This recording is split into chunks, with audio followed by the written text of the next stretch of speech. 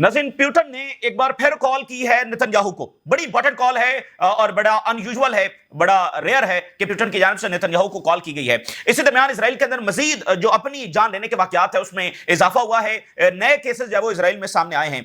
इसी दरमियान नाज़रीन, जो लेबनान का मामला है, हिजबुल्लाह और लेबनान स्टेट का जो मामला है वो बताया जा रहा है कि अपने बॉइलिंग पॉइंट को पहुंचने जा रहा है। और जिस तसादुम का खतरा था कि अगर लेबनान स्टेट अपनी इस रवैये से पीछे ना हटी तो तसादुम होने जा रहा है, क्योंकि हिजबुल्लाह कभी भी हथियार नहीं डालेगी, क्योंकि हिजबुल्लाह अच्छे तरीके से इस बात को जानती है कि अपने हथियार डालने का मतलब यह है कि इजराइल के सामने सरेंडर है और फिर लेबनान के दिफा करने वाला कोई भी नहीं होगा। और फिर आप देखिए डेकेड्स की कुर्बानियां हैं जिसके बाद हिजबुल्लाह एक इतनी फॉर्मिडेबल फोर्स के तौर पर सामने आई है जिसने इजराइल के साथ एक तारीखी जंग जो है वो लड़ी है। एक से ज्यादा जंगें लड़ी और मौजूदा जो जंग थी एक तारीखी जंग उन्होंने लड़ी है।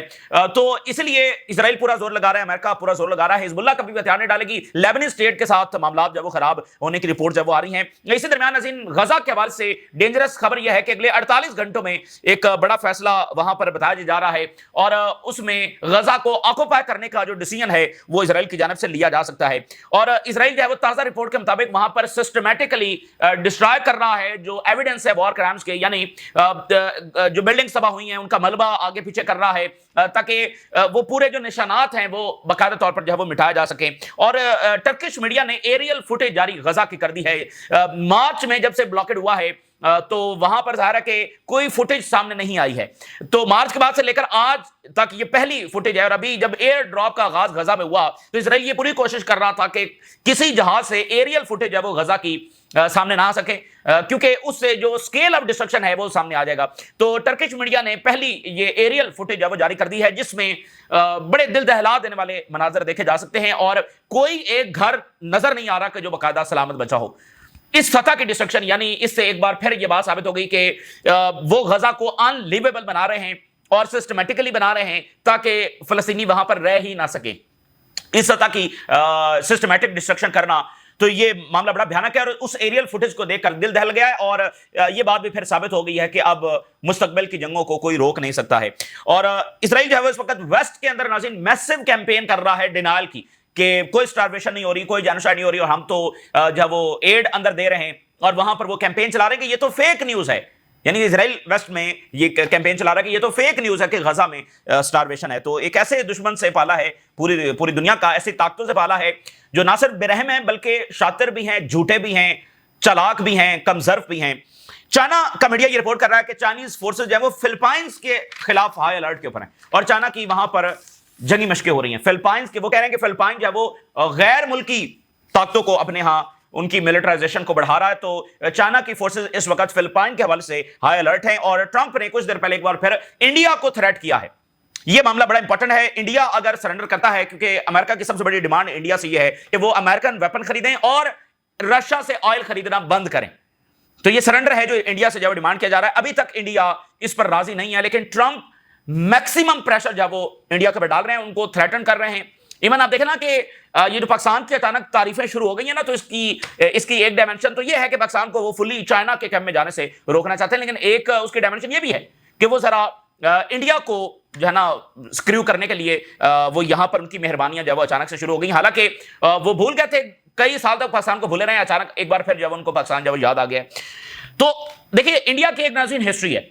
इंडिया की हिस्ट्री यह है कि वो यानी किसी ब्लॉक का हिस्सा इस तरह से नहीं रहा कि वो दोनों तरफ उसने ताल्लुकात रखें। कोल्ड वॉर की भी उसकी एक हिस्ट्री है।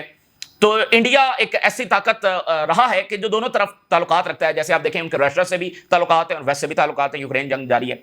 तो इंडिया ने अपनी एक पॉलिसी हमेशा से मेंटेन रखी है, लेकिन अब ट्रंप जो है वो उनसे वो डिमांड कर रहा है either you are with us or against अस, जैसे अमेरिका ने वॉर ऑन टेरर में पाकिस्तान से डिमांड किया। तो अब ये इंडिया से डिमांड है कि either you are with us or against अस, यानी रशिया का ऑयल खरीदना जब वो बंद करो। तो अगर इंडिया इस बात से पीछे हट जाता है और रशिया का ऑयल नहीं खरीदता, ये एक बड़ी सिग्निफिकेंट डेवलपमेंट होने जा रही है, बड़ी सिग्निफिकेंट। और ये क्योंकि इंडिया एक इंटरनेशनल गेम का बहुत बड़ा प्लेयर है, तो अगर वो बैकफुट के ऊपर जाता है और अब इस वक्त देखें बहुत बड़ा बायर है इंडिया रशिया के ऑयल का जो यूरोप जा रहा है, तो वो सप्लाई चेन तो टूट जाएगी।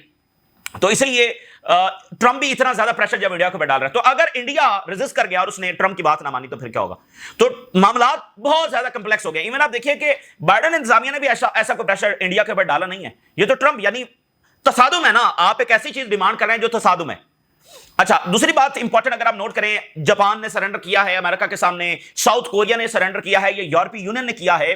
तो उसमें एक और दिलचस्प चीज आप नोट करें, देखें वहां पर ट्रंप ने जो जियोपॉलिटिकल रियलिटी है उसको इस्तेमाल किया है इन मुल्कों के खिलाफ। जापान अमेरिकन फौज वहां पर बैठी हुई है, साउथ कोरिया अमेरिकन फौज वहां पर बैठी हुई है, और साथ उनको कहा जाता है कि चाइना से आपको सबसे बड़ा खतरा है साउथ कोरिया, सबसे बड़ा खतरा आपको नॉर्थ कोरिया से है, एक तरफ नॉर्थ कोरिया एक तरफ चाइना है, जापान आपको सबसे बड़ा खतरा चाइना से है, और अमेरिकन फौज वहां पर बैठी हुई है। और अगर यूरोप की भी सूरत हाल देखें तो वहां भी अमेरिकन फौज बैठी हुई है। और इस वक्त जो जियोपॉलिटिकल सिनेरियो है जिसमें रशिया के साथ जंग हो रही है और अमेरिकन टेक्नोलॉजी, एयर डिफेंस, एक एक चीज यूरोपियंस को बहुत ज्यादा रिक्वायर्ड है, तो ये जियोपॉलिटिकल रियलिटी में ट्रंप को ये लेवरेज हासिल हुआ है कि वो इस तरह की डील्स जो इंपीरियल डील्स हैं, जैसे अपनी कॉलोनी से डील्स करवाई जाती हैं, ठीक है ना, तो ये वैसी डील्स उसने ली हैं एक जियोपॉलिटिकल एडवांटेज की वजह से। तो क्या कोई मेन जो ब्रिक्स नेशन है, क्या उसने ऐसी कोई डील की है? अभी तक नहीं की है। क्या ब्राजील इस पर माना है? क्या इंडिया इस पर माना है?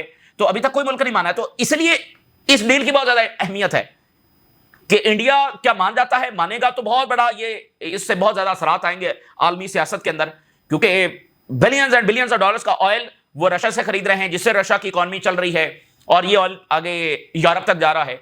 तो इंडिया ये भी देख रहा है ना कि अगर हम नहीं खरीदेंगे तो फिर कोई और प्लेयर आ जाएगा, वो खरीदेगा।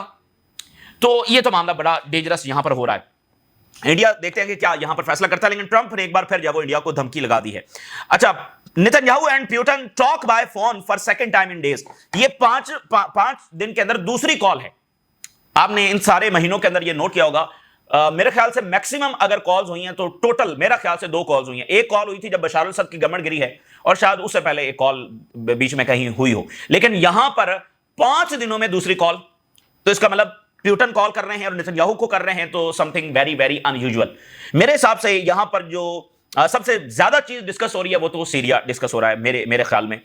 और अरब्स जो है वो रशिया से ये डिमांड कर रहे हैं कि वो इजराइल के ऊपर मजीद प्रेशर डालें। जो अमीर कतर पुतिन के साथ मुलाकात के लिए मॉस्को गए थे, तो उसका बुनियादी एजेंडा भी यही था। और कुछ हफ्ते कबल जो है वो सऊदी अरेबिया के फॉरेन मिनिस्टर वो मॉस्को गए हैं, उसका भी one of the main agenda यही था कि रशिया जो प्रेशर डाले। और पुतिन ने अरब लीडरशिप को बुलाया है, तो उसमें भी बुनियादी तौर पर अरब्स का मुतालबा यही है कि रशिया जो वो इजराइल के ऊपर प्रेशर डाले। तो इस एंगल से भी वहां पर कोई ना कोई बात हो रही होगी, लेकिन टॉप ऑफ द एजेंडा जो है वो वहां पर सीरिया डिस्कस हो रहा है। लेकिन हतमी तौर पर कुछ कहा नहीं जा सकता, क्योंकि जब वेस्टर्न लीडर्स नेतन्याहू के साथ बात करते हैं तो उसका कुछ ना कुछ एलामिया आता है, लेकिन जब पुतिन बात करते हैं तो उसका ज्यादा एलामिया आता नहीं है। पता नहीं कितनी देर बात होती है और क्या क्या चीजें। जाहिर है कि गजा तो डिस्कस हुआ होगा। अच्छा, इसके साथ नाज़रीन, इसराइल में जो फौजियों के अपनी जान लेने के वाकयात हैं उसमें इजाफा होता चला जा रहा है। और जुलाई वो महीना था जब सबसे ज्यादा इनकी ऐसे वाकयात हुए हैं, और आज फिर एक और वाकया हो गया। और इसमें अहम बात यह है कि यह वाकया रिहैबिलिटेशन सेंटर में हुआ है, यानी उसका बाकायदा ट्रीटमेंट जारी है, लेकिन इस सब के बावजूद वहां पर यह वाकया हुआ है। अच्छा, इसको बताया जा रहा है कि उसने इसमें अटेम्प्ट की है, उसको फिलहाल बचा लिया गया है, क्रिटिकल कंडीशन के वो अंदर है, ठीक है ना। फिलहाल इसको एज एन अटेम्प्ट जो देखा जा रहा है। इन एन एक्सेप्शनल इंसिडेंट, ये इस नौयत का पहला वाकया है कि रिहैबिलिटेशन सेंटर के अंदर यह वाकया हुआ है, इसीलिए इसको एक्सेप्शनल इंसिडेंट जो कहा जा रहा है। इंजर्ड सोल्जर जो ऑलरेडी जख्मी था और डिसेबल था, attempted to suicide today in front of the rehabilitation department.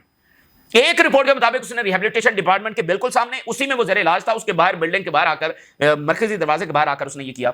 दूसरी रिपोर्ट में वो वार्ड के अंदर जहां पर बाकी इजरायली फौजी थे वहां पर वो दाखिल हुआ और वहां पर उसने ये करने की कोशिश की। ये जो फौजी है ये पोस्ट ट्रॉमेटिक स्ट्रेस का शिकार था, और फ्लेमेबल मटेरियल जो है ना उसने अपनी बॉडी के ऊपर डाला, फ्लेमेबल मटेरियल।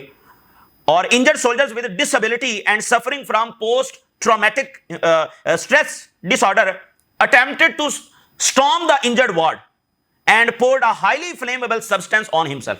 तो 2 चीजें हैं कि एक बिल्डिंग के सामने और एक ये है कि वार्ड के अंदर जाकर, लेकिन ऊपर जो है उसने फ्लेमेबल जो मवाद है वो अपनी बॉडी के ऊपर डाला। तो इस दरमियान जो है वो उसको बचा लिया गया, यानी क्रिटिकल कंडीशन के अंदर वो है। लेकिन ये एक्सेप्शनल वाकया, यानी ये इजराइल के अंदर की सूरत हाल है, मोराल है इजरायली फौज का। लेकिन देखें, अगेन इतना सारा कुछ हो रहा है फिर भी इजराइल क्यों नहीं रोक रहा? अगर हम ये कहते हैं कि वहां पर उनकी सोसाइटी की ये हालत है, उनकी फौज की ये हालत है, वो एग्जॉस्ट हो चुके हैं, उनकी रिप्यूटेशन तबाह हो रही है, इसके बावजूद क्या उनकी लीडरशिप को ये नजर नहीं आ रहा?